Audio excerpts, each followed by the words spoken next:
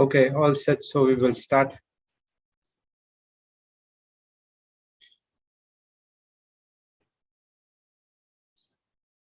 In the name of the Father, and of the Son, and of the Holy Spirit, amen.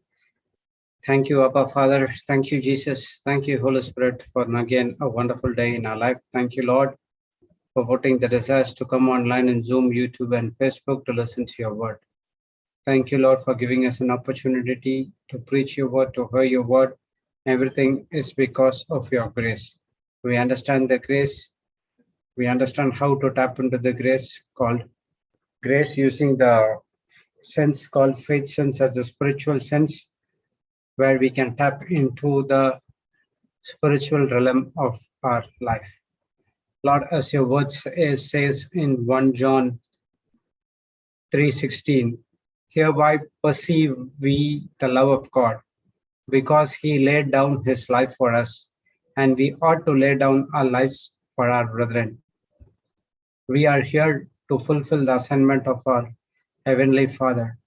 Jesus Christ is perfect example of how we should be, how we should lead a life for others, how Jesus sacrificed himself, his life for each and every one of us in this planet Earth. In the same way, we should be humble. It's not that we have to go and sacrifice ourselves, but we should be humble enough to accept other humans as our fellow brethren. We have to operate in humility. Till Jesus was crucified on the cross, he was preaching how to be humble and not to speak something which is against the word of God. Thank you, Lord. Jesus, you are a perfect example for us, and we cannot do it like what you did through our own works, through our self-effort. But with the Holy Spirit, yes, we can do it. Thank you, Holy Spirit, for dwelling inside of us permanently and infilling us with the power, anointing, and whatever are required to live a good life like what Jesus lived on this planet Earth. We need to do the same work, and that can be done only through you. Thank you, Holy Spirit. As of now, we started a good works because we are is God's workmanship. We are here to do only the good works to benefit the kingdom of God. All these days, we do not understand, we do not have the knowledge, we do not understand God the wisdom that from the Bible, because we are not born again. Once we are born again, that's where we have thirst to listen to more and more the preaching and the word of God, so that the Holy Spirit can supply then and there the required things for our lives to be an example for others. Thank you, Holy Spirit. You are the one who played a vital role in our life. You are the one who helped us to, you are the one who helped to save our life when we are in the pit. You are the one who brought us to the pulpit. Thank you, Holy Spirit, for your wonderful ministry. So it's the time for us to show the gratitude that we shall submit ourselves to you. Use our spirit, soul, and body to benefit the kingdom of God. Please take complete control of this meeting as well as the vocal cords. And it is you who are running the meeting. It is you who are speaking on behalf of us, because when you do, it is only from our Lord Jesus Christ and Heavenly Father. We trust you. We glorify you. We give all praise to you in the glorious name of Jesus. Amen, amen, and amen.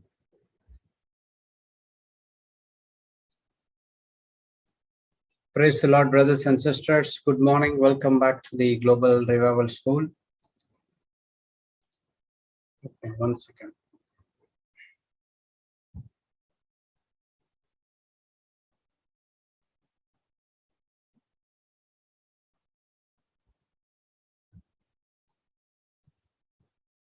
Sure, brother. Praise God. So, good morning. Welcome back. And we have another wonderful, spectacular session. Sorry for some delay. And so we will go right into the teachings as we learned about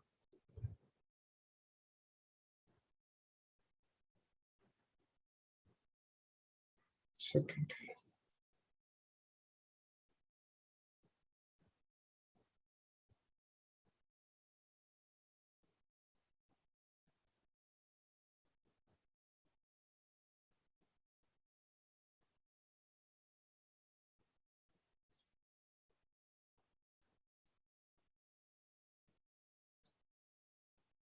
Okay, putting the mobiles in the silent mode. Okay, so we were studying about in the morning about the defeating our self-doubt, and in the afternoon we studied about the philosophy of grace taught by Sister JCILM. Praise God. Two are most important topics, and we learned everything as outlined, but we are going in detail about philosophy as well as grace, how to mix the gospel of grace with the philosophy, how to get results. Praise God.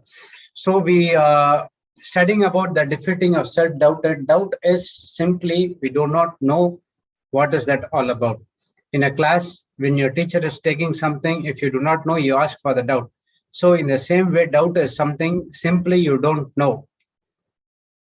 But at the same time, if the doubt is not been clarified, it will lead you to unbelief. Praise God. So many a times we have faced the storms in our life. The question each one of God, each one have in their mind is how to get out of the situation. How we are going to fight the battle, and how to reign victorious when the problem comes. Praise God. And that can be done only through the help of the word of God, and it cannot be done through our own self-effort. So the real challenge is between the success and defeat in a particular problem, and that you need confidence. So the enemy is always there to break our confidence. The one part of the main part of the enemy is the Satan is to attack our confidence. If he able to gain success in that to shake up our confidence, and that's where we get into problem. So a person who is very confident enough, no matter what happens, but I'm going to stick with the word of God, he is like his faith is like a concrete cat. Nothing cannot come and shake him. Whatever might happen, he is only on to believe on the word of God, nothing else. Praise God. So that's what Hebrews 10:35 says. Cast not away therefore your confidence, which hath great recompense of reward. So the confidence which has a great reward.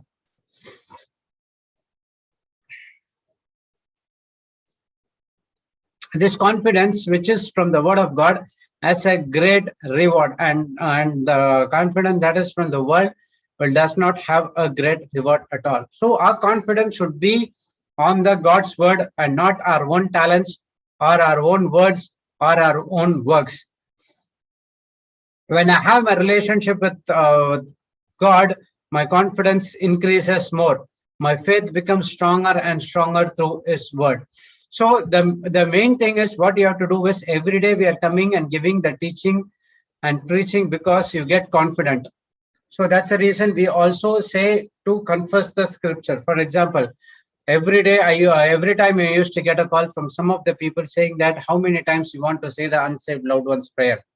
So some people say that only once you have to do it, and after that there's no point in doing it. How many times, brother?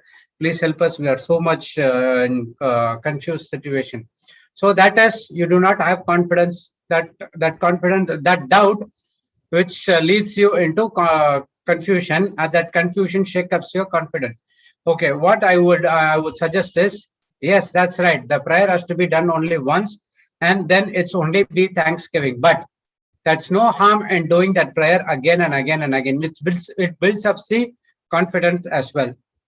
When we make confessions every day in the morning, we repeat the same confession. So what will happen? Our mind is trained in such a way that no matter what happens, the scriptures which we confess every day will come and stand in front of you when the problem comes, when the situation comes.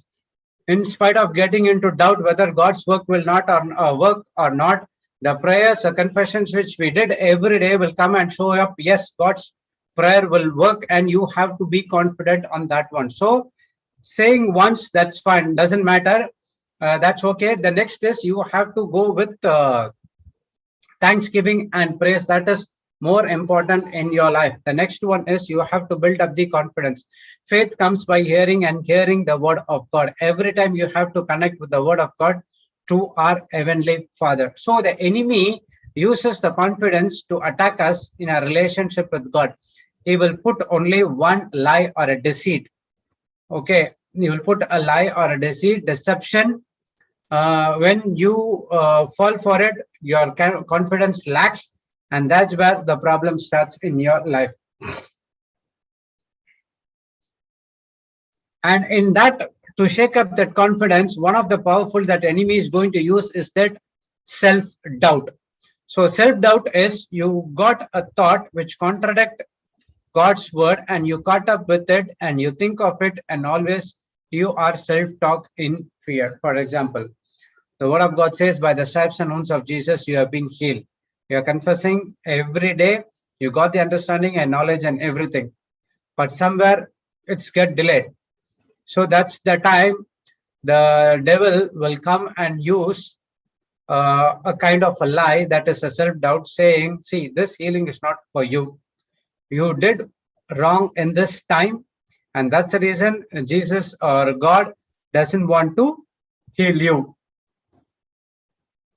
So now what will happen? All the time you had a confidence that God has already healed you, and all of a sudden the devil is reminding you your past. Okay, now what happened? Then you will think of, oh, I did it. Oh, because that reason my God is not healing me. So what happened? You allowed that doubt to come into your mind, and now you are talking to yourself, and now that self-talk leads to fear. And now what happened? You will shake up your confidence. You are not in line with the word of God. You move away from word of God, and that's where you get into a problem. So the self-doubt, meaning a self-doubt is your thought which contradict to the God's word, and you caught up with that, and you think of it always, and your self-talk and fear. You're thinking about, oh, I did that, I did this, I did that. Oh, that's the reason God is not healing me. So when you do it again and again and again and again and again, that leads you into a fear. Praise God. So Papa shared a testimony how a lady doctor was in depression and suicidal tendencies. Okay, even though she is a doctor, even though she has to give counseling as well as giving a right medicine to the people. If anything goes wrong, that's it. The entire doctor license will be cancelled. Praise God. So they have to be very, very careful about those things. And this doctor has a depression and a suicidal tendencies. And how she came out of that?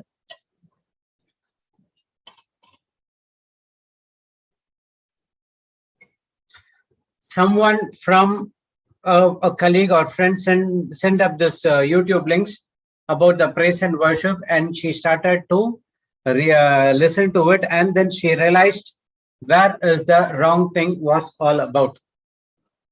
She found out where is the problem it all started. Even though she going to church every day, she does all the according to the word of God, according to the church activities every day, but still she has a kind of a negative thinking and curse as well. But nothing could help her, only the YouTube links, that is the preaching and teaching, the praise and worship videos, everything, it is there in the YouTube. And when she started to listen it again and again and again, and then she found out where is the problem. Even from the childhood, she was in the top student, she was in the topmost leadership position, everything was there, but still she was in depression. Why? Because of the self-talk what she was doing. So the person did not recognize the people, but only the curse what she was speaking. Praise God. So the self-talk will take away from the confidence and in your relationship with God. So if you are confessing the word of God day and night, if that self-talk, that is the doubting the self-talk comes into your life, and that's where the problem starts. Then because you believe that lie which is contradict to the word of God, and that lie takes away your confidence, and once that confidence is taken away, your relationship with God is cut off. So you have to get your mind struck to the rock, how the ship anchors, it put the anchors, okay, they release the anchors, and if the storm or anything will come, they release the anchors, and it will go struck in the deep rocks inside the ocean. And once that anchor is stuck on that one, praise God, what will happen? The ship will be stand still. So in the same way, whether it is a storm or mighty ocean currents or the waves, it's going up and down, doesn't matter. The ship is holding on the anchors. Praise God. So in the same way, you got your mind to stuck in the anchor called the Bible. Okay, your anchors should be struck with the rock that is called the Bible. No matter what storm you face in your life, whether it is trials or situation, whatever it is, your mind has to be struck strong. Praise God. And Papa also gave the scripture of Isaiah 54, 13 to 17. The 17th verse says that no weapon that is formed against thee shall prosper, and every tongue that shall rise against thee in judgment thou shalt condemn. This is the heritage of the servants of the Lord, and the righteousness is of me, said the Lord. So people will take only Isaiah 54, 17 and they'll confess it. But what's happened exactly? It starts from 13. So it is part A, part B, and part C as well. So, and all thy children shall be taught of the Lord. Only when you get the word of God, great shall be the peace of the children. In righteousness shall thou be established. Thou shalt be far from oppression, for thou shalt not fear, and from terror, for it shall not come near thee. When you are taught of the Lord, the teaching and preaching helps you to have the peace. Righteousness is established. You are far from oppression, depression. Fear not come near you. Terror cannot come near you. And see, verse 15 says, behold, they shall surely gather together, but not by me. Whoso shall gather together against thee shall fall for thy sake. Behold, I have created a smith that blow the coals in fire, that bringeth forth an instrument of his word, and I have created a waster to destroy. So how the coalsmith bloweth the coals, and the fire goes up to burn the metal. Say in the same way, when you do 13, 14, and 15, God has already set forth a person to come and destroy the works of the enemy. And now you can confidently say that no weapon that is formed against me shall prosper. Every tongue that shall rise against thee in judgment thou shalt condemn. This is the heritage of the servants of the Lord, and the righteousness is of me, said the Lord. So without understanding 13, 14, 15, 16, and you cannot come to verse number 17. Praise God. So don't, just like that, don't take it verse number 17 and confess it. And that also, there's a problem where the Satan will come and gives you the wrong thought. So when we are doubting about God's potential and he has put inside of us. So what is the doubt? The two things which is important when we doubt God's word. One is our anointing. We have been anointed. How Jesus Christ is anointed with power and Holy Ghost. The same way Jesus has anointed us with the Holy Ghost and power as well to do the same works. So when you're doubting your anointing, and if you're doubting your anointing, then where it comes from is from God, and you're doubting God as well. And the next one, what you're doubting is your identity in Christ. What Christ did for you on the cross. Who are you in Christ Jesus? When you baptized with him, what exactly happens? You immersed with him, you crucified with him, and you resurrected with him as well. So now the doubting creates a problem in your anointing as well as your identity in Christ. So doubting is a demonic spirit that will change your course of action, that will lead you into destruction. Praise God. We have seen in Joseph's life, Joseph's believed that God is the source, and he was self-talking his journey from Egypt to promised land. Again, the self-talk can also be through the word of God as well. How you are speaking something which is contradicting to the word of God, at the same time you can also self-talk related to the word as well. What about the women with the issue of blood was doing? She was doing a self-talk. What she was doing, or what she was confessing, when I touch the garment of Jesus, I shall be made whole. That's what she was confessing, and she came out of the public. She touched and she got and her faith made whole. So when you're living a godly life, you have learned to destroy whatever the problem is by taking the promises of God and getting stuck to it. The problems might increase, but at the same time, your faith will also increase. Praise God. So how you can confess the negative things, you can also confess the positive things as well. That is from the word of God. So when you're living a godly life, we know that we should be connected with our Heavenly Father all the time by taking the promises of God, and we have to stuck to it. The problems might increase, doesn't matter.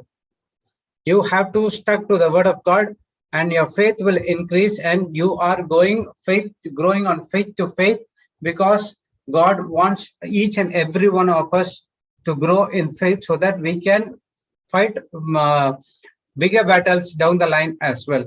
So how to get into these kind of confessions only from the word of God? The main thing what you have to do is, the Bible says to avoid foolish questions and all kind of strifes. If there is something speaking which contradicting to word of God, or something which is foolish, what is the foolish? Anyone who does not according to the word of God is the foolish man. Praise God. So avoid those things, and what happens, when you avoid those things, you will avoid all kind of strife, anger, malice, and whatever that is from the kingdom of darkness.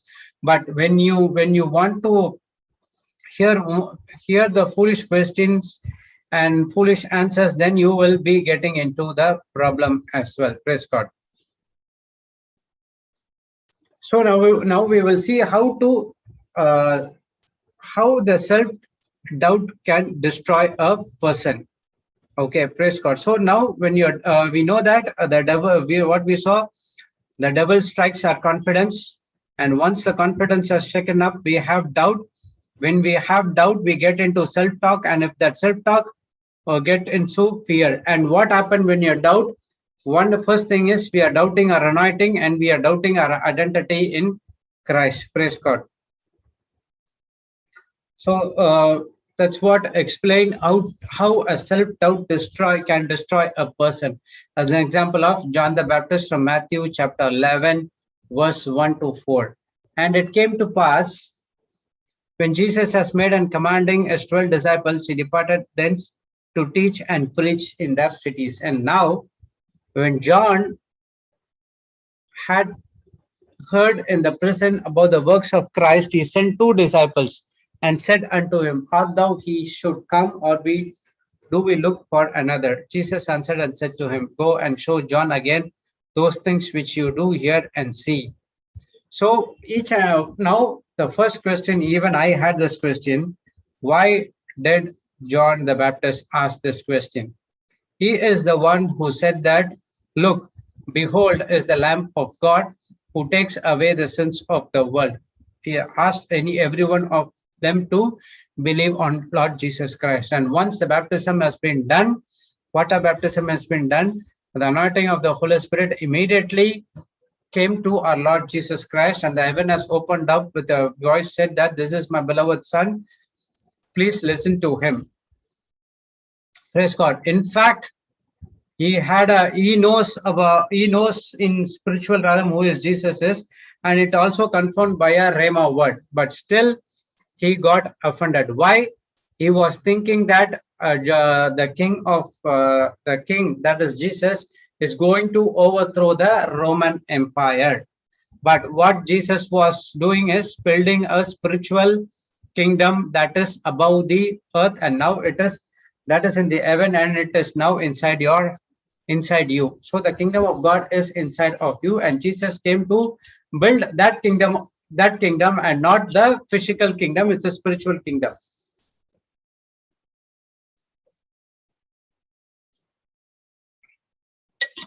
Okay, until this, everything was going fine.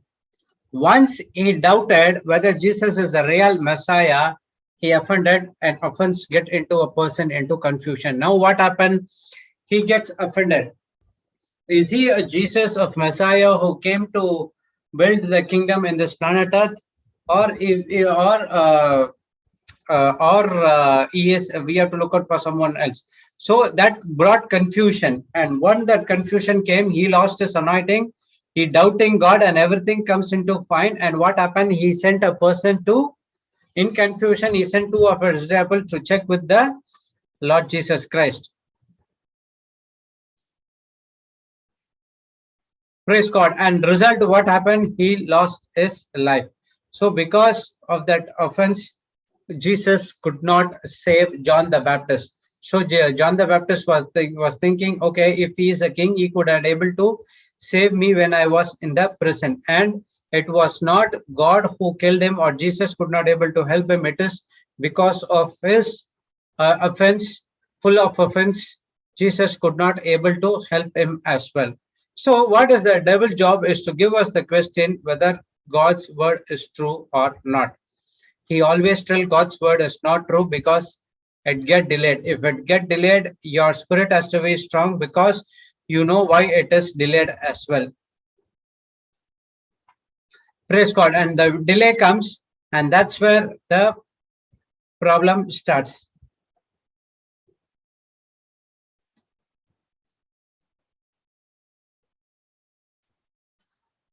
So one of the characteristics of doubt, constantly wondering if I am doing the right thing. Praise God. So we know that what is the right thing and good thing as well. So difference between the right thing and the good thing. So one of the characters of the doubt, constantly wondering if I'm doing the right thing. For example, if a person who's if you can take myself, okay. So some days I miss the what to say, doing the confessions, particularly in Sunday. What happened? I have to go to the church in the early morning. So usually we get up by 5:30 and we do our confessions by 6:30. We'll complete it, and then we'll start the day. So I'll go through the teachings and everything. I'll start with the revision. When I go to church at 6 o'clock in the morning, I have to start by 5:30. So the confession has been stopped at that particular day. Now what happened? I have to come back 7:38. I have to again, you have to take a bath, and then sit out for the, I have to look out for the teachings and everything. Then at 9 o'clock I have to 8:30, 8:45 I have to start the meeting, and then arranging everything and get, so all that day that is went. But the condemnation comes immediately at that very moment. Why didn't do the confession today? You know, because of you not doing the confession, God is angry with you. God is never angry with me at all. Okay, so it is your condemnation gets this kind of a lie. And now what happened? What work I'm doing right now, I have to stop and I have to go, whether this is the right one, or I have to go and confess the word of God. That is the right one. So the first thing is you are doing the right thing. Preaching and teaching is one of the right thing which Jesus did, and you are doing the right thing. But the doubt comes, and they will stop you to do the things. For example, if a person studying Bible, but he will say, see, this is what you did it in the you missed this doing in the morning, so you just go and do this, and then you come and study the Bible as well. So the characteristics of doubt is constantly wondering if I'm doing the right thing or not. But when you're strong in faith, and now you said that, okay, that confession doesn't matter, I'll do it tomorrow, and even though I missed it, God is not angry with me. God is always in love with me. Praise God. I'm doing the right thing. Devil, you don't come and show my past. I'll show your future where you are going to as well. Praise God. So you have to be very, very strong in this area. I was hearing a preacher saying that whenever he sits, listen to the teaching or studying about things, that by the devil comes and reminds him something like that. You have to do this, you have to do that, you have to this work is pending, this work is pending. We might forget that work, okay, but the devil comes and reminded him, so this work is pending, you have to do this first, and then you can come and sit with the Bible. Praise God. That's what the thought which is coming, or teaching, that thought coming from the pits of the hell. So what that preacher does, it seems, he says, Thank you, Satan, for reminding me. I'll just take a note it down it. I totally forgot that I have to do that. Now I will finish my teaching. I'll finish my study of the Bible, and then after finishing my studies, I'll do that job. So when you just follow this, really it will be good. When you get into the teaching, or when you want to listen to some of the teachings, or when you want to pray in tongues, and when you want to do which is the right thing according to the word of God, immediately the devil will come and show you things which you haven't done it in the past. That is, you missed it. Okay, that is an important work. You missed it because you cannot, as we cannot remember each and everything. Whenever we get the remembrance, we are doing it. So now what you have to do is, you just write it out in a piece of paper and say that, thank you, devil, for reminding me once I did my Bible study, because that is very top priority in our life. Once that's done, then I will do this work as well. You do it, the devil will not come and bash you up hereafter. He will look out for some other ways to some other lie to hold your works back. Praise God.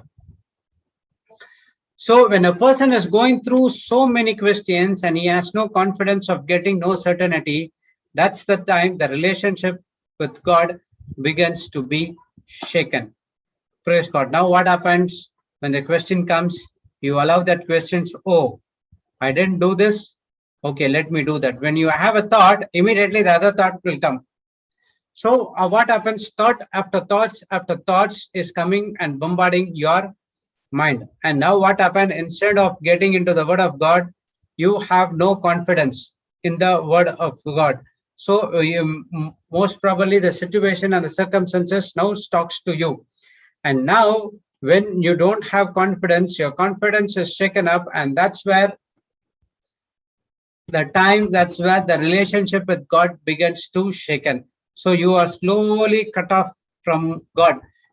Okay, because you are worrying about the things which is of the temporary and not concentrating on the things which is permanent, that is from the word of God. Praise God. Now what happened? Whenever a person operating in those kind of questions and doubts, his confidence has been shaken. Now he is into self-doubt, and self-doubt person is a double-minded. He don't know what to do. Whether it is do according to the word of God, or it should be done according to the words of the world.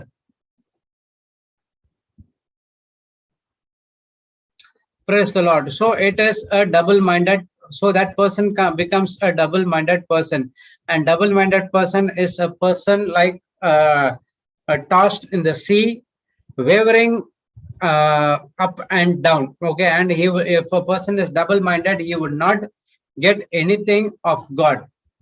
Praise God. That's what explained in James 1, chapter 4 to 8.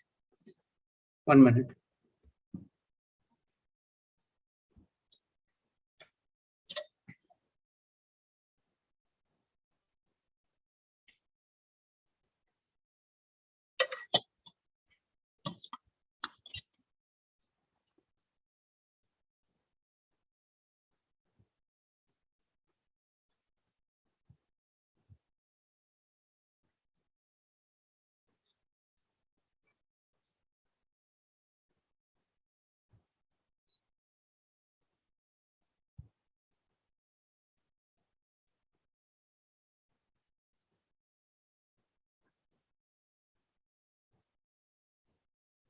Well, okay.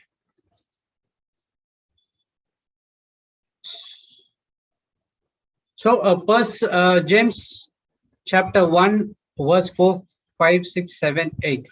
But let patience have perfect work, that you may be perfect and entire, wanting nothing. If any of you lack wisdom, let him ask of God, that giveth to all men liberally, and upbraideth not, and it shall be given to him. But let him ask in faith, nothing wavering, for he that wavereth is like a wave of a sea driven with the wind and tossed. For let not the man think he shall receive anything of the Lord. Double-minded person and unstable in all ways. The more important point is, For let not that man think he shall receive anything of the Lord. A double-minded man is unstable in his all ways. So any a person who is wavering is like a wave of the sea. Okay. And the 7 and 8 is the important thing. So God has already done everything, and he said that it is finished. Everything has been accomplished. So what we have to do is we have to tap into the grace and faith, and we have to receive what God has already did for us in the cross. Okay, so what is our work is we have to get into the word of God, connected to the God, and now the power is always flowing from God, and now you are doing all the works related to the word of God. But if you are a double-minded, your mind is unstable, whether you want to get into want to get into the word of God, or you want to get into the words of the world. Praise God. So it is about learning how to make it a lifestyle daily by operating in faith and not in sight. For example, if a person who is traveling on the road in a single road, all of a sudden he sees two ways. Okay.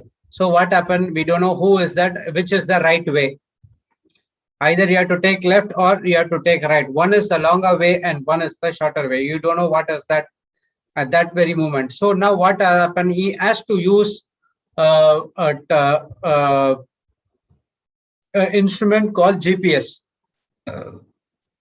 So the GPS helps him to reach the destination with the right way, either left or right. When you check with the GPS, it shows about the kilometers and where you have to go and which route you have to go, which is the shortest and which is the longest, and everything has been given over there. So in the same way, we have to make a lifestyle daily by operating in faith, and our GPS is the Bible and not in the sight. Don't go with sight. Always operate in faith. So when you operate in faith, you are not double-minded. You are fully operating with the help of the Holy Spirit. That is always going to be a blessing. And if you are not operating in faith, definitely you are a double-minded person, and you do not know where to go and what kind of things you have to do. So it's better get into the Word of God, connected to God. The power is always flowing through Holy Spirit, and the Holy Spirit helps you to discover the right path. And a question for each and everyone: are we a people of wavering or double-minded? To avoid that, you should have confidence. If there is no confidence, then it's going to be a self-doubt. And if it is self-doubt, you're going to be going to do a self-talk, and that self-talk leads into fear, and it ends into the depression stage. So the confidence, and that confidence only comes from the word of God. So each and every person might have a question. I've been praying and believing. Why is that I'm not seeing the manifestation in my life?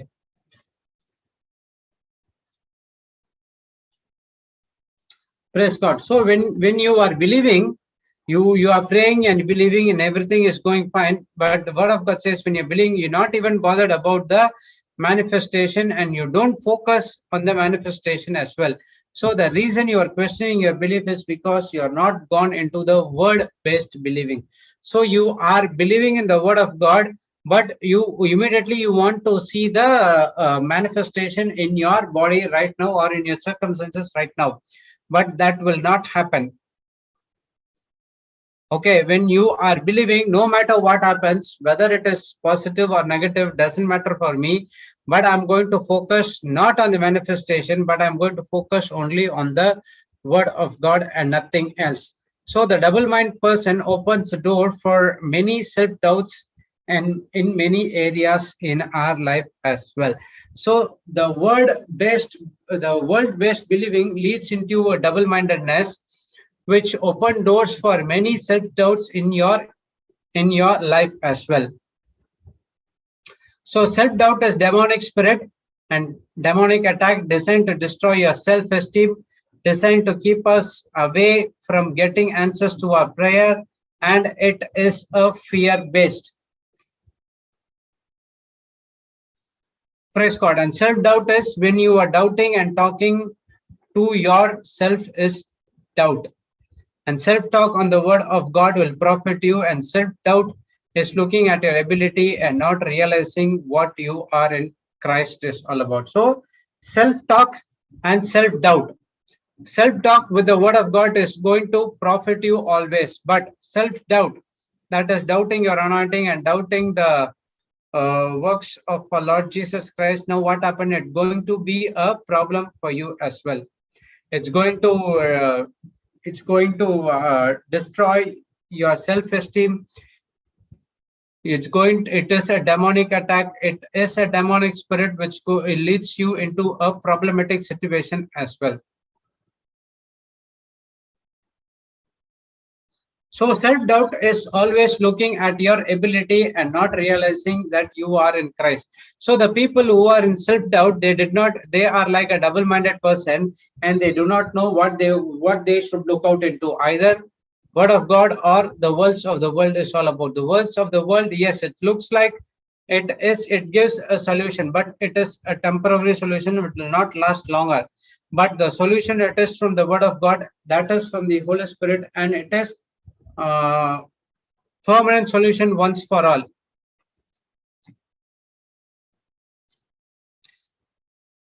So self-doubt is doubting one's own ability. That what we saw the example of Moses.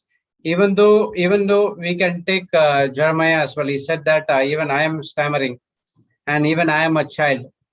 Praise God. So when God has given you an assignment to you, and self-doubt is you are repeating God saying that I am a child, I have a problem of stammering, I have this thing, I have that thing. So that is called a self-doubt is all about. When you allow that self-doubt, it actually stops our growth and it stops our destiny that God has for us. So it is in the old covenant, it was the direct interaction, and now it is a direct interaction with God, and now it is through the Holy Spirit. Praise God. Now it stops your own growth spiritually as well as physically as well. It stops the destiny that God has for us. Self-doubt is not knowing who I am in Christ, and that leads to fear.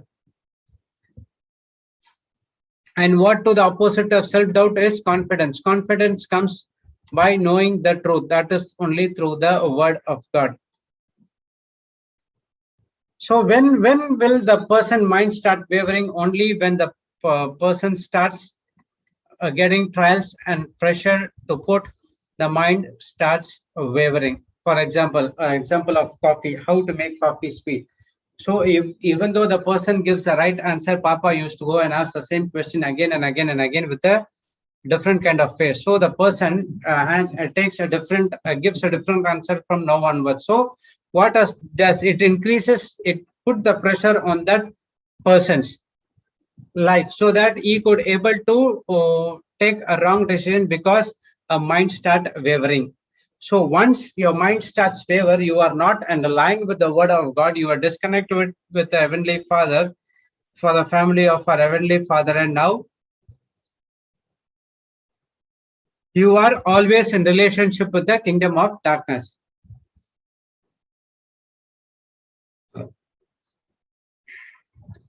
Again, going back to James chapter 1, 6, 7, 8. But let him ask in faith. Why talking about whoever lacks in wisdom, let him ask in faith, not wavering. Again, even if you want to ask something from the word of God, you should not waver. For he that waver is like a way of a sea driven in wind and tossed. For let not the man think that he shall receive anything of the Lord. So it says that let not man think that he shall receive anything of the Lord. A double-minded man is an unstable person in all his ways. So the scripture says that the God will not give you anything if you waver. And the scripture says that you cannot get anything from God because you cannot please God. And if it is not faith, then it is a fear, and you will not be able to tap into the spiritual world through the faith sense. Praise God. So God has already done, and for us to And for us to tap into the grace, it's through faith. Praise God.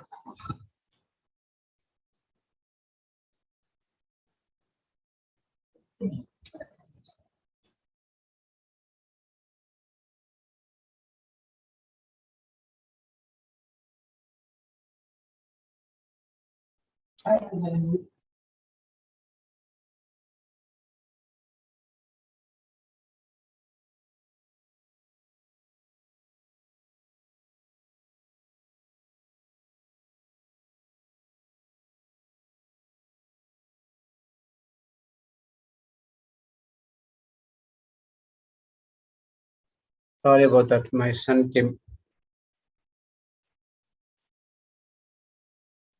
So the scripture doesn't say that God will not give him. Okay.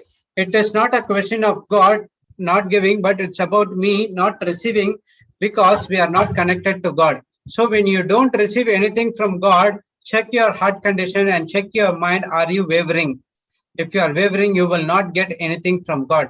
When a person's mind is fixed on the word of God, which is God has already done, what our work is, you have to tap into the grace through faith, and now it is to believe and you have to receive it. So it is not God who is blocking my responses. It is God not blocking my blessing. It is my responses to what God has already did for me. Praise God. So there was a question, what is the difference between the sin conscious and the self-doubt? Sin conscious is a person is all time conscious about his mistakes, error, and always focusing on the mistake done. So next time what they do, they will make sure that I should not make this sin again. So their efforts will be on I should not do this, I should not do this, I should not do this because it is a sin, because it is a sin, because it is against the word of God. So they are totally of sin conscious. What they'll do at the end of the day, they do that same thing again and again and again as well. But self-doubt is entirely different. A person is doubting his ability. You don't think that it is a sin by making mistake error, but you are underestimating yourself. Okay, so it is more or less same, but what you're doing is you are not allowing to get out of that self-doubt. So the doubt has to be cleared. Okay, once the doubt has to be cleared, and then will you know the truth, that the truth has set you free from the self-doubt as well as in the sin conscious as well.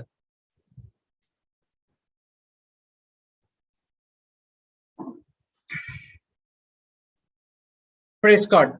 So sin conscious is all time that person thinking about the I should not commit this error. Self-doubt is you don't think it as a sin, but you are underestimating yourself, saying that I cannot come out of this because I do not have the power or something like that. So that's what the word of God says. You have to build yourself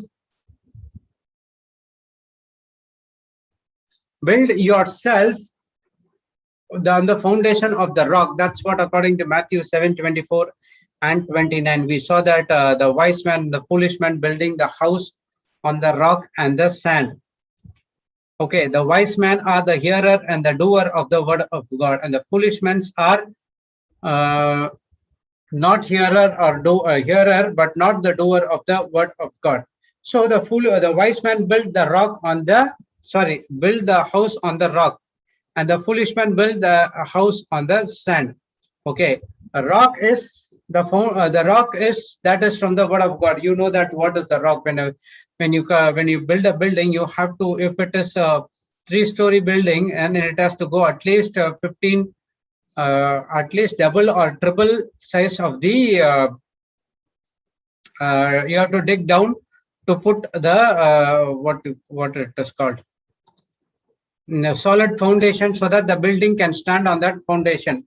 So what that person is doing, they are building the house on the rock, and the person who is building the house on the sand is always unstable, keep shifting, it changes according to the situation. And building is your life has to be built on the rock that is in the word of God, and not sand that is on the worldly environment.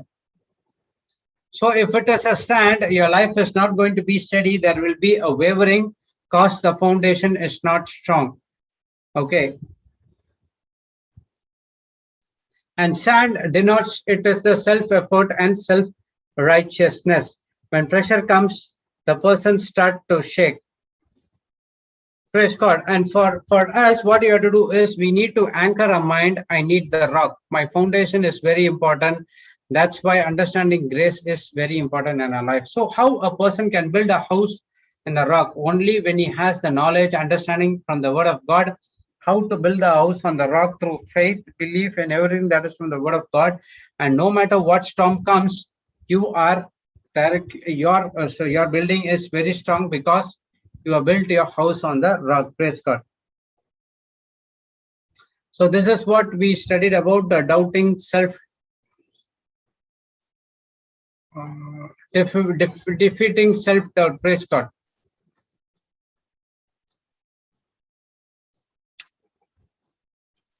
Praise God. And second, we saw that philosophy of grace. That is what the teaching of Sister Jocelyn all about.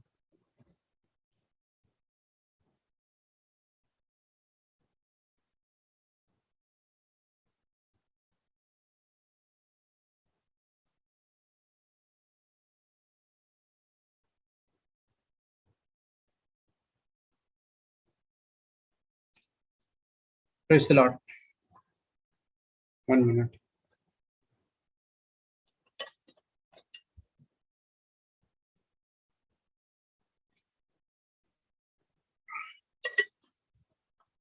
Okay, what is philosophy?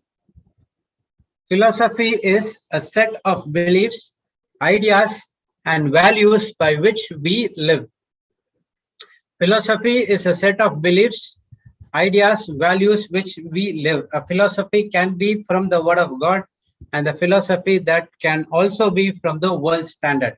But all this time, I don't know about others, but I lived a philosophy that is from the world and not as from the word, not from the word of God. So the question each and everyone has: does our philosophy is the right thing to do? It is the right philosophy or not? Praise God. When we do something, whether we do it according to the word or we do it contradicting to the word of God. So that is, we need to check it out. So wrong philosophy will cause the wrong response to a circumstances and cause us to draw a conclusion about life. And as a Christian, our philosophy must be modeled by Jesus and not on the world tradition. As a born-again believers, our philosophy that should be only from the word of God and not of anything else. Only when you go through the when you have a solution from the word of God, it gives you a permanent solution in your life as well. Praise God. So the wrong philosophy, which is from the world, causes you a wrong response to a circumstances or cause us to draw conclusion about that life. How many times by a person doing something wrong, you are thinking that this person, I can take you an example. Okay, we saw a person who was doing something wrong. Okay, stealing or something. I don't want to mention. So it's something related to stealing. So what we saw that person through the lens of the world. So what we came to the conclusion, we came to the conclusion that this entire family is into stealing and robbery. So that's what our conclusion is all about. So we thought that, okay, where is going to learn this? Either their father and mother should not teach anything like that. So we went into a wrong conclusion where it is a wrong response to the circumstances. Whether we don't know that whether this person is stealing or we thought it is an act of stealing. So it is a wrong conclusion. We see the lens based on the world. But our God saw us through the lens of our Lord Jesus Christ. Okay, at that very moment, I don't know what wrong things I was doing because I thought that everything I was doing right because I was serving in the church. But when I get into the word of God and everything has been coming in front of me, saying that, I mean, not saying, reminding me that how wrong things which I did in the past, but that doesn't have any hold on me because that person is already, that old Jude is already crucified, and now I'm a new creation. Doesn't matter the old things can comes to me to remind me or not, because it doesn't affect me, because I'm with the Holy Spirit. I'm already in the Word of God, so the Word of God talks on behalf of me. Praise God. So, as a born again believer, more than a Christian, our philosophy must to be more modeled by Jesus and not on the world tradition. Jesus never ever took a decision immediately. Okay, when the prostitute, when the Pharisees came, that to kill, to stone the death of the prostitute who committed adultery, Jesus never ever came with the immediate responses. Okay, in fact, he said that whosoever did not did any mistake in this planet Earth can come and start throwing the first stone. So the adultery cannot be committed with a single person. It should be two persons. Okay, so if the Pharisees accusing her, then someone should have been involved in that thing as well, because they did not expect this one. So everyone, they went back not throwing stones, because everyone committed sin. Because the Word of God says, if you fall short of one sin, you are made.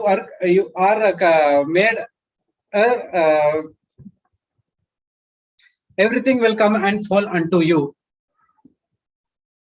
Praise God. So we need to follow the Jesus model and not the world tradition, how the Pharisees and Sadducees were do. They immediately they come to a conclusion. They don't what to say. They don't do research or something like that, but immediately they'll come to a conclusion, and they will charge that those people with the beatings or whatever it is according to that situation. Praise God. So let's see a couple of points which Sister Jocelyn gave. So we will study that. A wrong philosophy will cause wrong responses to the circumstances and cause us to draw the wrong conclusion about life. We saw that. The next one. As a Christians, our philosophy, our beliefs and values must be molded by Jesus, not on the world's tradition.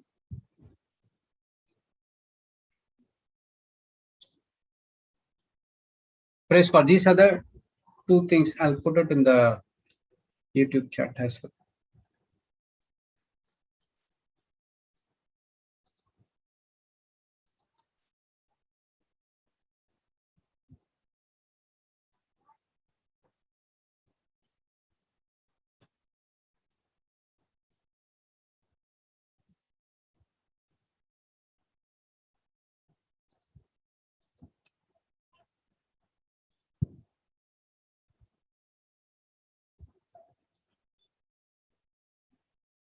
Praise God. So, wrong philosophy can cause wrong responses. And as a born again believer, our philosophy, our beliefs and values should be made only through the Word of God, how Jesus made a decision through his heavenly Father. So in the same way, we need to do the same thing as well, not by the world's tradition. So every decision you take in your life based on the philosophy of what Word of God says or what world says, which is going to bring fruit in your life. That fruit depends upon what type of choice you are making. The choice, it's from the Word of God, the fruit is always good. If it is a choice which is contradict to the Word of God, and now the fruit is always going to be a problem in your life. Praise God.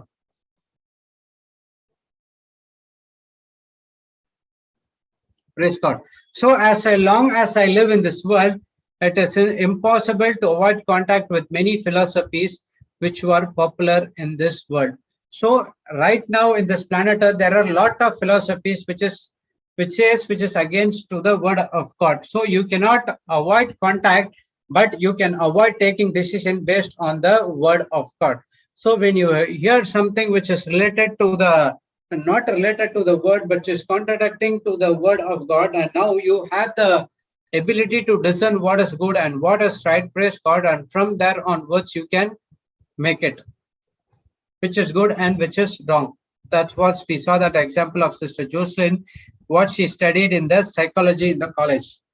Okay, the doctors and other teachers, the challenge what she faced is say that positive thinking and psychiatric problems are biological problem. They thought, they thought, okay, they thought that it is a positive thinking and a psychiatric problem are related to biological. But since Sister Jocelyn was into the Word of God, she knows that is not a biological problem, it is the spiritual problem. Oh, that was the challenge for her, challenging the belief system, what she learned all these days. For example, she just got into that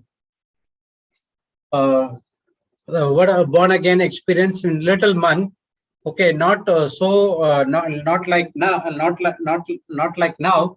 It was, she is a starter. Okay, immediately she got into the post graduation seat, and now whatever she learned, it's challenging now the belief system, because what the world says, whatever problem you speak, it is a biological problem, but she could not able to believe, because that is not a biological problem, that is a spiritual problem, and the spiritual problem can be dealt only by the spiritual world, that is through the faith and through the Word of God.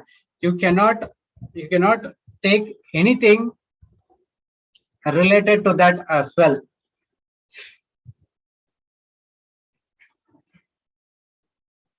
So spiritual problem has to be has to be addressed by the spiritual problem, that is the Word of God. And that Word of God, that philosophy from the Word of God heals everything that is in the world. Nothing it cannot heal as well. Praise God. So she was very thanking God that she took the lens of the Bible. Yes, she studied, but she never concentrated on that one. She studied because she wants that certification of the master's degree, because at that very moment she hated, but that is the test. She went and she passed the test, and now that certificates helps her for teach the doctors, teach the nurses, free entry to the hospitals wherever she goes, because she has that certificate of psychology, so that she can easily get into the hospitals, and she can able to meet the person, and she can deal that spiritual problem through the Word of God. So other side, the world will teach the philosophy of the world, but at the same time we have to inject the philosophy from the Bible to that person, so that they can take a right decision according to the Word of God. Praise God. So taking an example of an angry person or a depressed person. Okay, so it is that wrong mindset that causes chemical imbalance. If a person who is not well, if a person who falls sick, a person who says that stress is involved, it is because of the wrong mindset. And what that wrong mindset does, it causes a chemical imbalance in your brain and in your body, and that chemical imbalance leads to problems in your life. Praise God. So what we have been designed in such a way to operate only in love.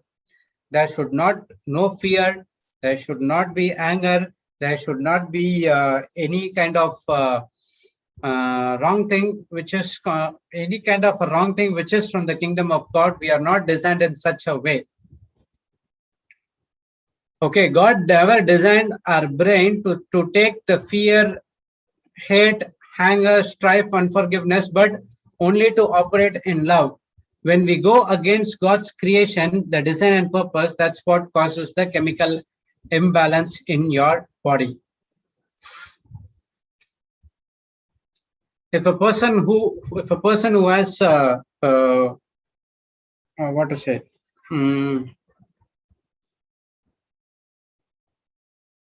anger, what does he does? Immediately he wants to speak. See, for example, I was a person who was full of anger. Okay, because of that anger, I have to bash up someone. Okay, so what I'll do, okay, that is inside, only inside the house, not outside the house. Okay, I'll just show everything inside the house. When I go outside the house, I'm not like that. So I am the one who run from the fights of all other things. So inside the house, that anger takes me to the top level. I want to bash up something. So what happens exactly? I get up, I get lots of head pain because of that anger. I have to do something. Praise God. So for that 15-20 minutes, I'll be in a high tempered where I'll go and hit the walls or doors or bang. And once I bang the almare window glass mirror, and the glass mirror has been broken. Praise God. And at the end of the day, what happened? My hand got hurt. So there has to be put some bandage. What happens? It created a chemical imbalance in my brain, and that leads to problem in my life as well. Praise God. So we are not designed in such a way, right? Our brain has to be designed only to receive love from God and not from anyone. Okay, understand? It is to be receive the love from God, and you are a distributor, distributing the love to others as well. Praise God. So when we go against God's creation, the design and purpose, it causes imbalance, a chemical imbalance, which goes into another problems in your body. It relates to some other problems in your body as well. So the psychology teaches positive thinking is a philosophy that is where you can make the things right, but that is contradict to the word of God, because it is based on the self-effort. We know that our self-effort is only to feed the spirit with the word of God. That is the only work we have to do. Once that is done, automatically everything will be set right in your life. So the spirit of the Holy Spirit, which is inside of you, when you feed your spirit with the word of God, it supplies the required ammunition to the soul mind to fight for the lies of the devil.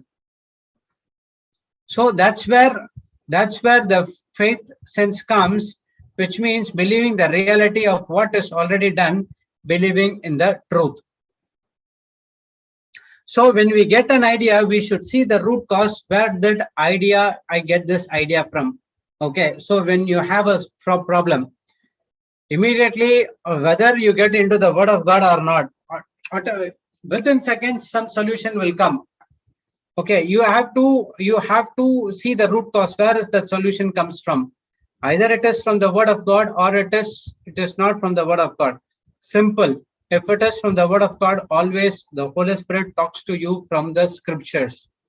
Okay, for example, if you have any problems in your financial problems in your life, Holy Spirit comes and immediately say that my God shall supply all my needs according to your riches and glory by Christ Jesus. So we studied that one. Okay, you just relax and you have to confess only that scripture, because you know that understanding that what is in the front and what is in the back. But the positive thinking or something which is from the world immediately said that you need this money, so you go and ask this person, because you gave this person when he was not well, or he was out of finances or some other things. You gave him. Now you go and ask them. But we should ask only to our Heavenly Father and not for anything. So that is the wrong thinking. Where it comes from, it is from the pit of the hell.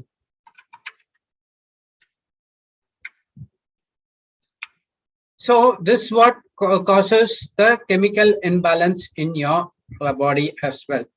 So we have to clearly understand for what we have been created, and don't allow these things to operate in your mind. What happened to Adam and Eve? The wrong idea came from the Satan, and that the Satan doesn't have anything of its own. Okay, he has to grab it from someone. Same way, he will take the truth and manipulate in such a way that he tells that manipulate in such a way that it is a lie. What God said, that if you eat this fruit, then you will die. Then what the Satan did, if you eat this fruit, you shall be like God. So they thought that an idea, they disobeyed the word of God, and now what happens? and they activated, instead of allowing the love, they activated the law of sin and death, and they got cursed and they sent out of the Garden of Eden. So this philosophy of grace means a philosophy based on the finished works of Christ, and absolute trust based on his ability to bring us into the right standing with the Father.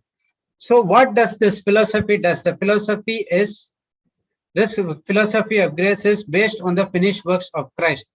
Philosophy of the world is something which is in the world, and philosophy of grace is finished based on the finished works of Christ. That is the absolute trust based on his ability to bring to right standing with Father. Philosophy of grace will go against the philosophy of world religion. Philosophy of grace is my values and ideas based on grace, that is from the teaching. So when you have the philosophy of the world, and you can also have the philosophy that is from the Word of God. So philosophy of the Word of God is to understand the teachings of grace. When you understand the teachings of grace, and now you know the values and ideas based on grace, and now you can take it according to it. Praise God.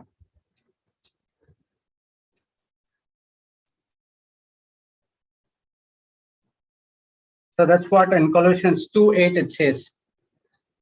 See to it, no one takes your captive through philosophy and empty deception, pseudo-intellectual babble, according to the tradition and musings of fear men, following the elementary principle of this world, rather following the truth, the teachings of Christ. A person has two choices. Either he can go according to the truth, the teachings of Christ. Okay. He also have another choice, going into the elementary principles of this world, that is the world's philosophy. So elementary principles of the world, that is the deception. It sounds like right, but it is not right at all. Okay. There is, I can say that there is a movie called Deception. Many of you would have been seen it, which is old Hollywood movie. The sequences looks like it is a right, but it is not always a right. Okay, that if you would have, if a person would have watched that movie Deception, they would know what is the deception is all about. The person will think something which is right, but not at all right at all. So that is the way the devil comes and tortures you, saying that this is right, looks to be a right, but it's not a right at all. It is contradicting to the word of God. But how you can understand that? When you get into the gospel of Christ. Praise God. Sister Jessie. Oh, sorry, Brother Jude. Can you continue from here, sister? Okay. Where you left? Sorry, because I was actually attending to a call. A call came in. So I was at Colossians 2:8 AMP. Start of the deception. Colossians 2:8 AMP. Deception. Okay. Okay. You're leaving now? Yes. Okay.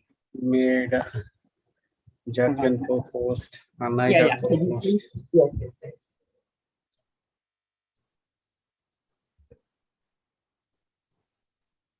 Co-host. Okay. So Sister Jocelyn will come in a short while.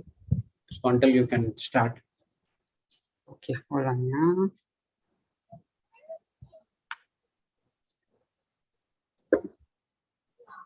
So you'll be back in an hour, right? Yes. Okay. Thanks, Brother Jude. Yeah, sure. Okay. Praise God. I'll make you host. Oh. Okay. Sister Marita is there, is it? Yeah. She will share the scriptures. Okay. All right. Thank you. Thank you, Brother Jude. Praise God. So I'll be back in an hour time. Okay. Praise God. Joseph will come. She will stop and start. Yes. Praise God. Praise Thank God. you, Jesus. Hallelujah. Praise God. Morning, everyone. Morning to all the panelists. Good morning, Sister Jessie. Good morning. So nice to hear your voice.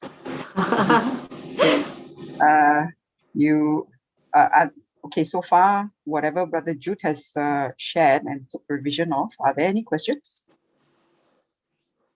Sorry, sister? Are there any questions on whatever Brother Jude has shared so far? No, sister. No. Okay, thank you. All right, so I'll continue. I just heard part Yes. A. I just Yes. joined sometime when you were saying philosophy of grace. So Yeah. So did you get the definition? I think I put it on the I didn't get the chat. definition, but I just heard that it is about based on the finished works of Christ. Yes, yes. The key is it is based on the finished works of Christ. Yeah, that's the because philosophy in the first place, when we look at it at the beginning, right? He gave what is the definition of philosophy. Philosophy is a set of beliefs, ideas, and values by which we live. So that is the general meaning of philosophy. But you can have the philosophy of the world, or here, like yesterday, we were studying philosophy of grace. Okay, philosophy of the world will mean that your belief, your ideas, and your values, you are living those beliefs, ideas, and values according to standard of the world, according to what the world says.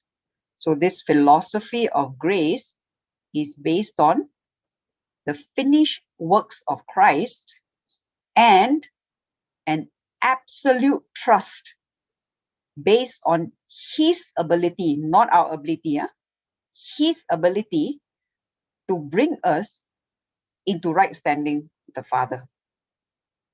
So it's basically, all of my values and my ideas will be based on grace. So we know what grace is, right? Hold on, yeah. Need to make Sister Jocelyn co-host. Thanks, Sister Marita. Sorry, I didn't see the message earlier on. Okay, Sister Jocelyn, I've made you co-host.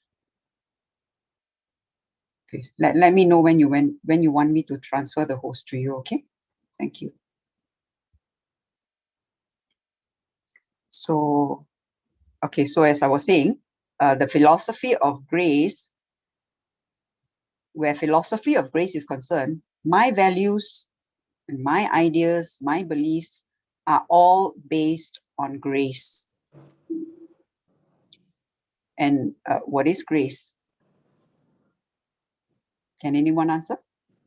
Unmerited favor. Yeah. Do you have the full definition? God's willingness to use his power and abilities on my behalf, even though I don't deserve it. Yes, fantastic. Thank you, Sister Jacqueline. Yes, that's spot on. Yeah, God's willingness to use his power, his ability, and his authority on my behalf, even though I don't deserve it. So my values, my ideas will be based on that meaning of grace. Okay, so we were actually looking at Colossians 2, chapter 2, verse 8 on the Amplified. I've not shared it yet, so let me just paste it on the chat. Okay. So what does Colossians 2 verse 8 says? I will be reading from the Amplified, because we took from the Amplified yesterday. And the Amplified version says, oh, thank you, Sister Marita. Yeah, Colossians chapter 2, verse 8.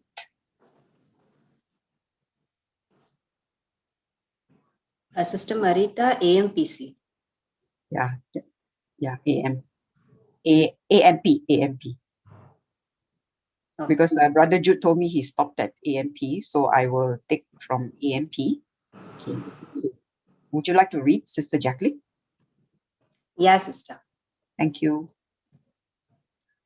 See to it that no one takes you captive through philosophy and empty deception, pseudo-intellectual babble, according to the tradition and musings of mere men following the elementary principles of this world rather than following the truth, the teachings of Christ.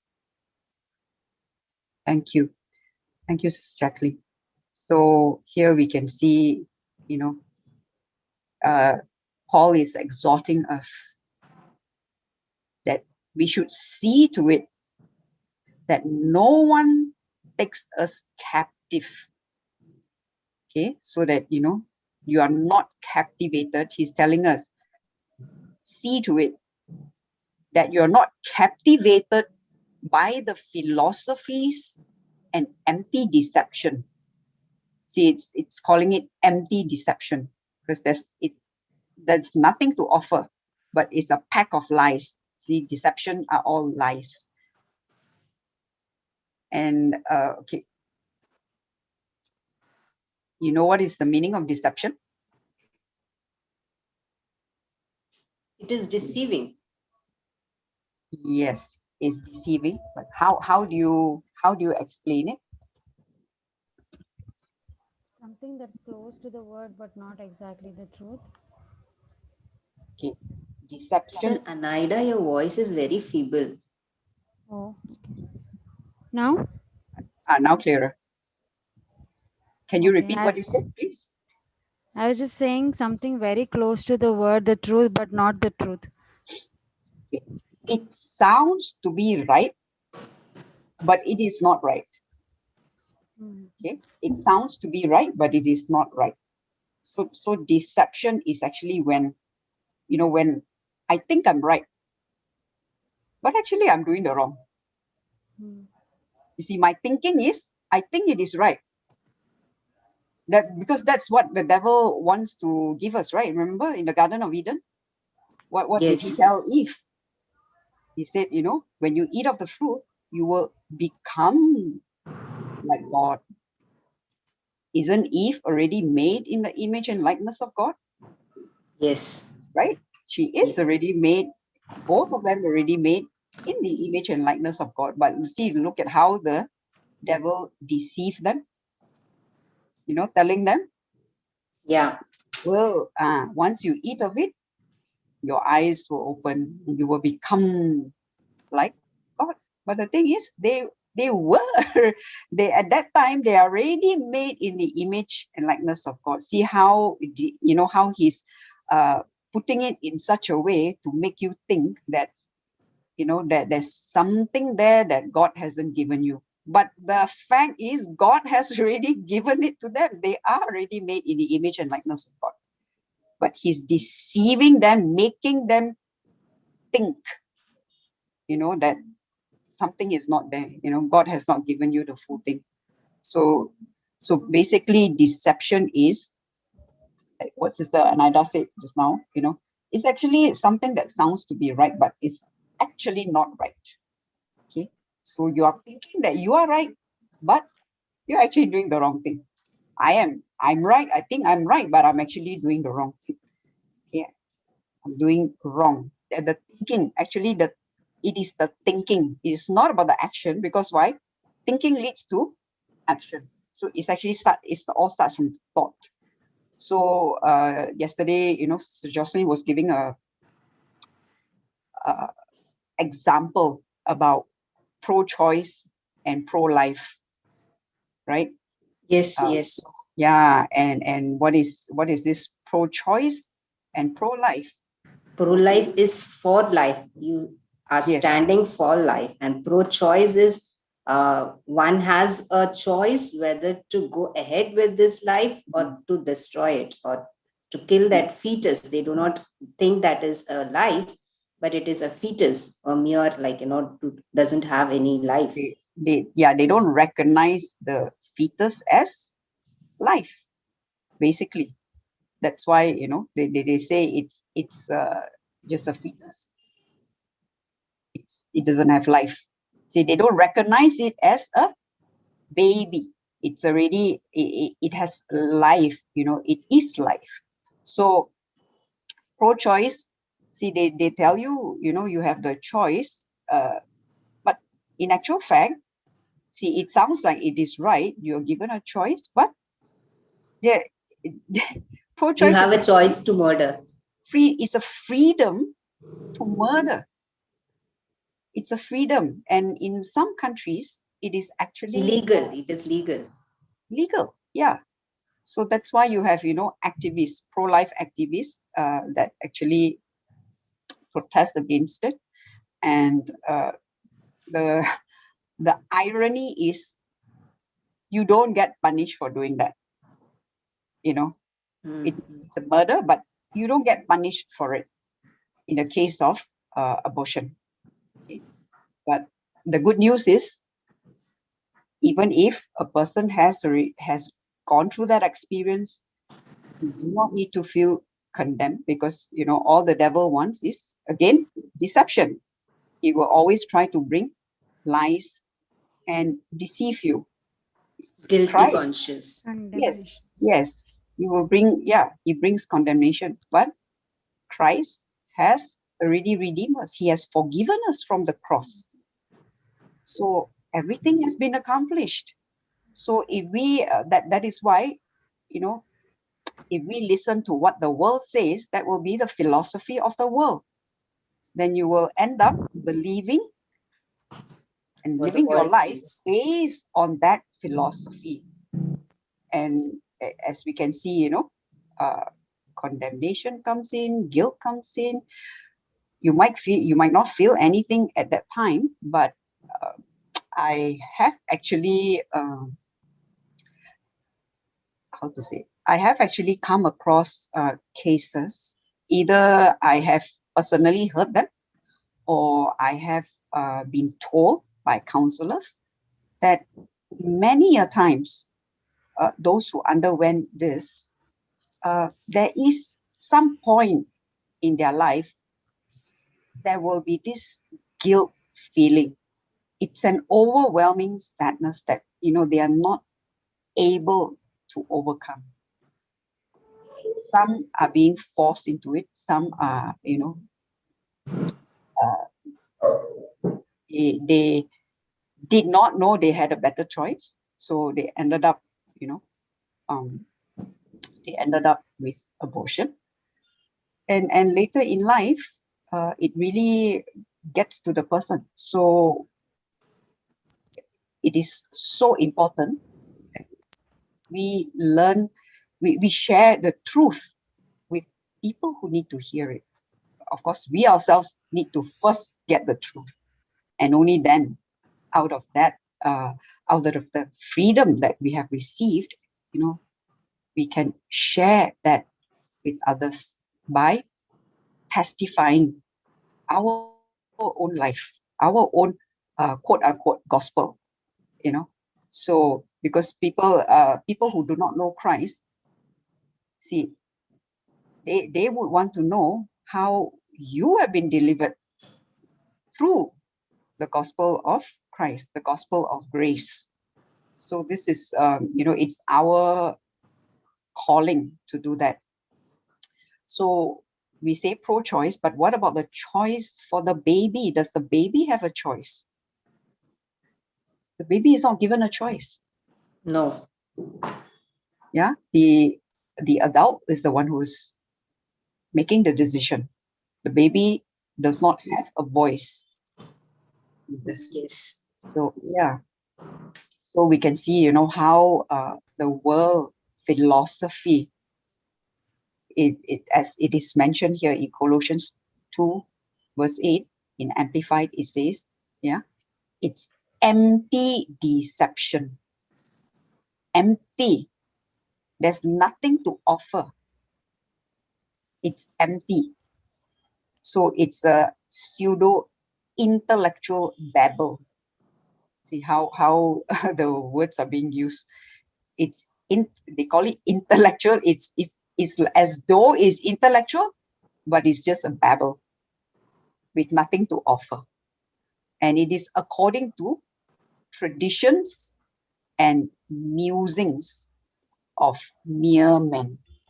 Okay, what is musing? Musing means a period of reflection or thought, some kind of a thinking, contemplation.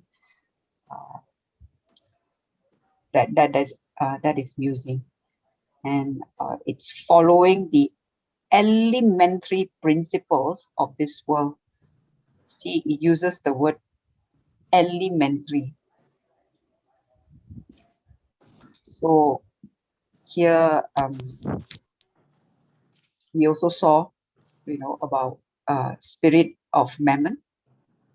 There was another example that was given by Sister Jocelyn, the spirit of mammon. We think that, Sister, yes. there is one more scripture in Romans 12:2, which was shared today with all the JCILM, which says, "Stop imitating the ideals and opinions of the culture around you, but be inwardly transformed by the Holy Spirit." So this is in line with this scripture.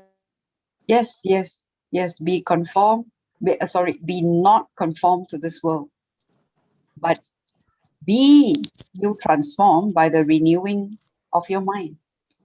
That is what we are called to do all the time, 24/7, to renew our mind. Yeah, we hear that very often, don't we? Yes, Throughout yes. this teaching for, Renewal of the I mind. don't know, from the time I got all these teachings through JCILM when Papa came, this renewing of mind has been a constant reminder. It's something that you have to do every moment. See, it's not even every day, every moment of your life. Because why?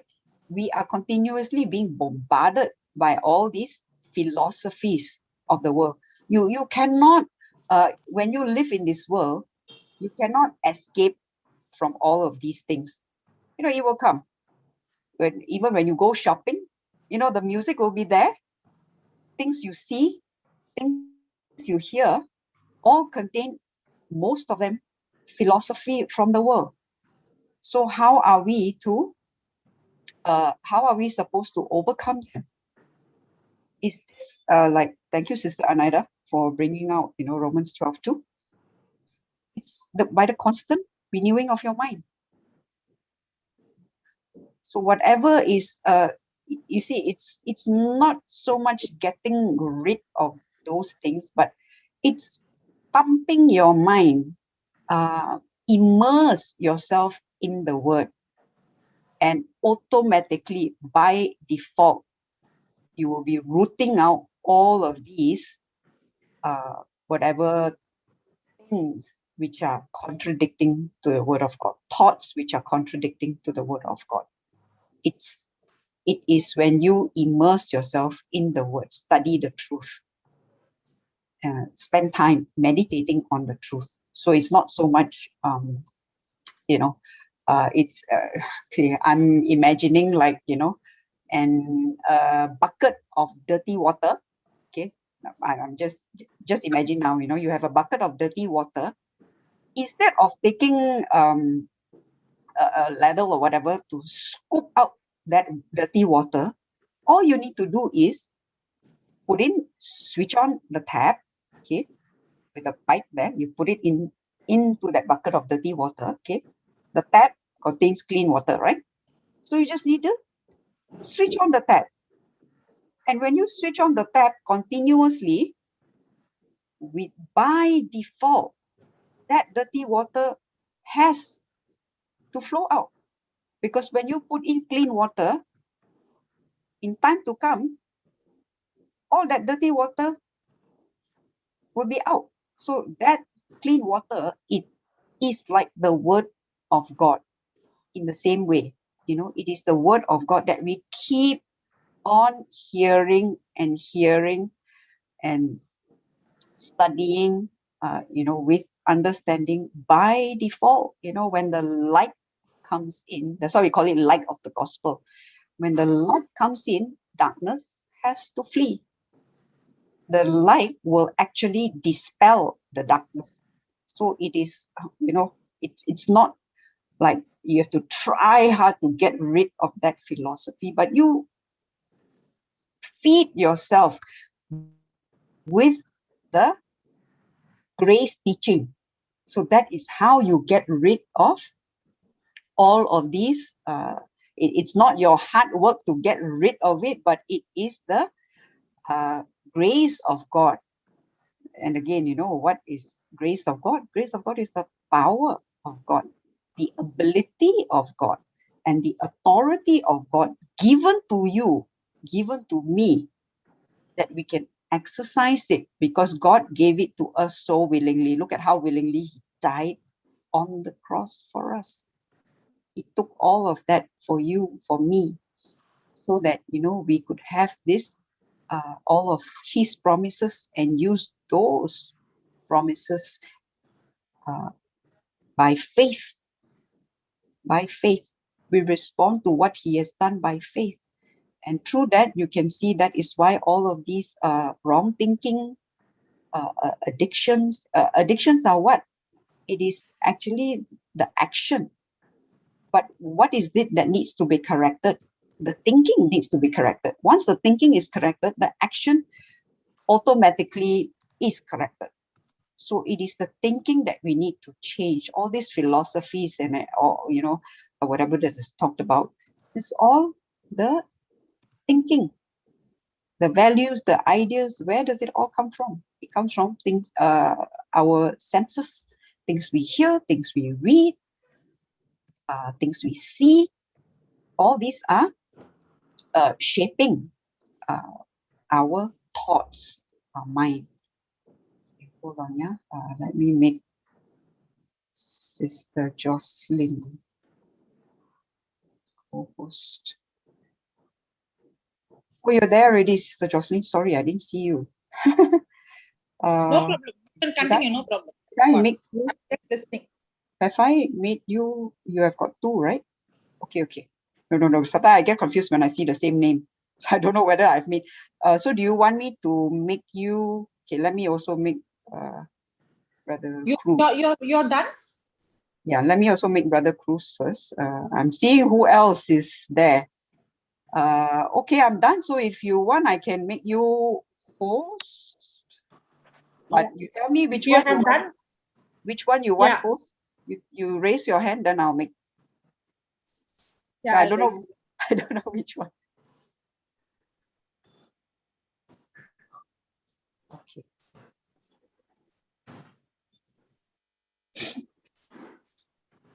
Okay, done. Okay. So you make me co-host. Praise God. Praise God.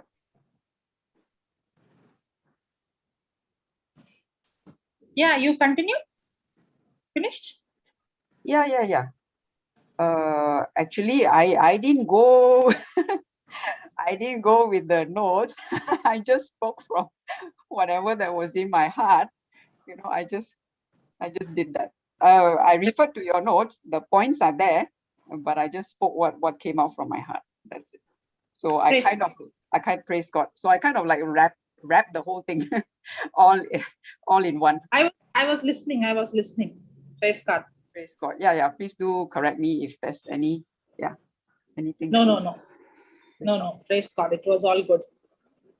Thank you, Jesus. Thank you, Holy Spirit. Yeah, you have anything to share? You can share, sister. Okay, can you please make me co-host first so that I can actually put on the chat if I need to post anything?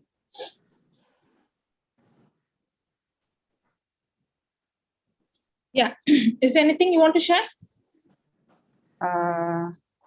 No, basically it's very much, what all the points you gave yesterday. Okay. Yeah. I mean, I begin to understand better. This philosophy is actually it's basically the thinking. You know, if I sum up the whole thing, because we always link it to the life we live, right? Philosophy, right? Yeah. But if I were to sum it all up, it's actually the thought, because your values, your ideas, your belief system, it's all here. So it begins here. And then when it gets processed, you live it out in action. So it is this part, the thinking part, that needs to be changed. So, I always like Papa's bucket of water.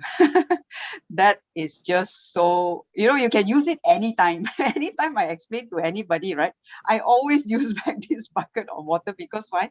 It is so easy to understand. That means it's like, I don't work hard to get rid of it. Like addictions, you keep working hard to get rid of that addiction, you're bound to fail. I failed many times when I tried to get rid of the addiction. I couldn't do it. But when I filled my mind, my thoughts with the word of God, I kept hearing, I kept listening, I read and I write and I type. For me, there's a whole lot more that I do. I read, I type. I now I with that revision, I even make diagrams when it is needed. When certain things you have comparison, I even make diagrams out of that. Papa, the one that he gave on the Passover lamb, I had 3-4 diagrams made out of that, to make like comparison, to make a chart, say what is this, what is that, or to make the sequence of the events. So it was all very helpful for my study. And at the same time, I'm able to understand better and share it with people. And when with that better understanding, I'm actually able to put into practice and be reminded when the devil comes with deception. See, he will say, you're no good, you're this, you're that. But with the realization of what, this